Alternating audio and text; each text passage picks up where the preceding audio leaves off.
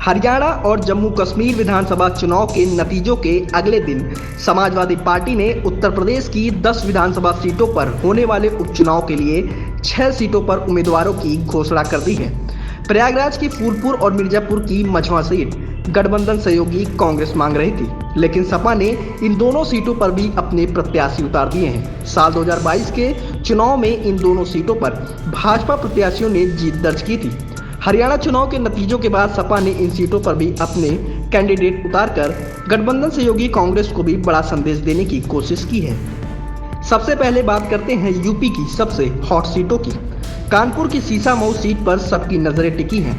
सपा ने जेल में बंद पूर्व विधायक इरफान सोलंकी की पत्नी नसीम सोलंकी को यहां से उम्मीदवार बनाया है। इस तरह पूर्व विधायक हाजी मुश्ताक सोलंकी की राजनीतिक विरासत बहू नसीम सोलंकी के कंधों पर आ गई है। नसीम सोलंकी के पति इरफान सोलंकी सीसामऊ सीट से 3 बार विधायक रह चुके हैं, लेकिन जादमऊ आगजनी कांड में कोर्ट ने उन्हें 7 साल की सजा सुनाई थी, जिस कारण उनकी विधायकी चली गई और अब इस सीट को बचाने की जिम्मेदारी उनकी पत्नी पर आ गई है। यूपी की सबसे हॉट सीट मैनपुरी की करहल विधानसभा है। साल 2022 के विधानसभा चुनाव में समाजवादी पार्टी के राष्ट्रीय अध्यक्ष अखिलेश यादव करहल से विधायक चुने गए थे, लेकिन सांसद बनने के बाद ये सीट खाली हो गई और पार्टी ने यहां से बिहार के पूर्व मुख्यमंत्री और आरजेडी के संस्थापक लालू प्रसाद यादव के दामाद तेज प्रताप यादव को मैदान में उतारा है। तेज प्रताप यादव अखिलेश यादव के चचेरे भाई हैं। पिछले दिनों एक जनसभा में प्रोफेसर राम गोपाल यादव ने उनकी दावेदारी पेश की थी।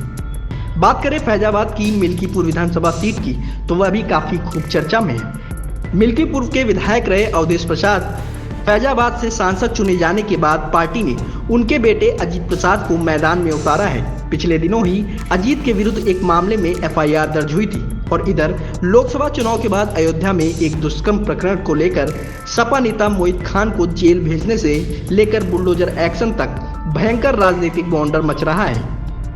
वहीं अम्बेडकर नगर की कटहरी विधानसभा सीट से सपा ने सांसद लालजी वर्मा की पत्नी शोभावती वर्मा को प्रत्याशी बनाया है। कटहरी से सांसद चुने जाने के बाद पार्टी ने उनकी पत्नी को यहां से मैदान में उतारा है। हालांकि कुछ जगहों पर प्रत्याशियों को लेकर परिवारवाद को लेकर दबी जुबान नाराजगी भी सामने आ रही है, लेकिन पार्टी ने जिस तरह से यहां प्रत्याशियों को मैदान में उतारा है वह इस उपचुनाव को लेकर उसकी चिंताओं की तरफ साफ इशारा कर रहा है कि सपा इसमें रत्ती भर भी जोखिम लेने को तैयार नहीं है और पूरी दमखम के साथ मैदान में उतरने जा रही है। मिर्जापुर की मझवा सीट से सपा ने डॉक्टर ज्योति बिंद को उम्मीदवार बनाया है। यह सीट भाजपा के डॉक्टर विनोद कुमार के सांसद बनने के बाद रिक्त हुई थी, यानी 2022 के चुनाव में मझवा सीट भाजपा के पास थी। इसी तरह फूलपुर विधानसभा सीट से सपा ने पूर्व विधायक मुस्तफा सिद्दीकी को मैदान में उतारा है। मुस्तफा सिद्दीकी बसपा से विधायक रह चुके हैं और 2022 के चुनाव में सपा के टिकट पर वह भाजपा नेता प्रवीण पटेल से मामूली अंतर से चुनाव हार गए थे।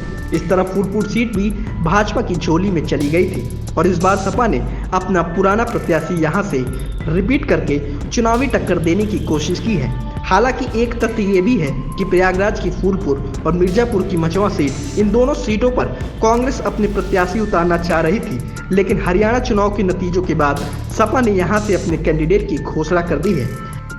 शायद ये हरियाणा के परिणामों का ही असर है कि सपा ने कांग्रेस की अनदेखी कर दी। बहरहाल यूपी की बाकी 4 सीटों पर अभी प्रत्याशियों की घोषणा होना बाकी है। इसमें अलीगढ़ की खैर विधानसभा, मुजफ्फरनगर की मीरापुर, गाजियाबाद और मुरादाबाद की कुंदरकी विधानसभा सीट शामिल है।